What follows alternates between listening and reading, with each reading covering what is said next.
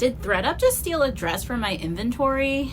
As a fashion reseller, I've been utilizing Thredup recently after a hiatus to get rid of some of my stale inventory and no-low brands.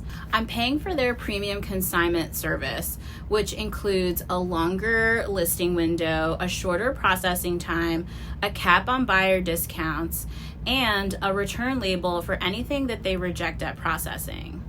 Recently, while reviewing my kits, I noticed that there was a dress they had marked as an ineligible brand, and Thredup does have a list of ineligible brands, which they don't pay you out for. When I compared to other kits that I sent in, I realized that items that were being deemed ineligible at processing were being sent back to me in the return bag that I had paid for as part of the premium consignment service.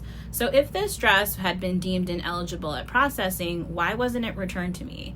And for context, this is a new with tag Nordstrom Rack dress by AreaWear.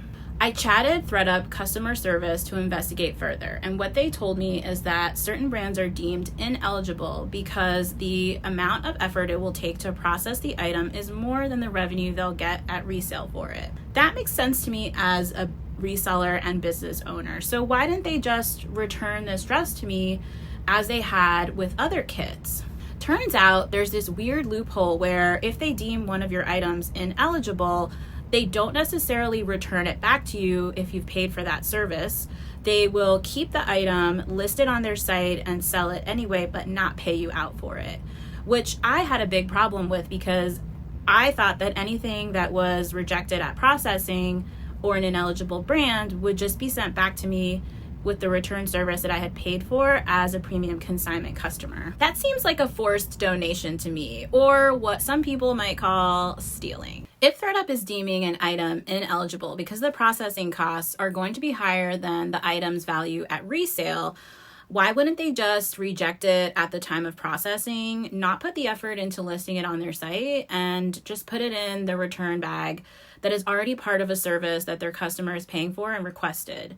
It doesn't make sense that they would spend the effort to list an item on their site, which they're telling me is not worth the effort, which is why they deemed it ineligible in the first place, to then sell it on their site but not pay me out as a customer. So if you send Thredup an item that they deem is ineligible, they could still decide to keep it and list it. The agent that I spoke to told me over and over again that even though it was an ineligible brand, it was accepted and not rejected, which is why it wasn't returned to me at processing. But again, it doesn't make any sense why they would accept an item that by their own definition are telling us that it's not worth it to list, but then still list it, make a profit, and not pay out the customer. Has this happened to you? Did you even notice it was going on? If you're a Thredup customer, let me know in the comments below what you think.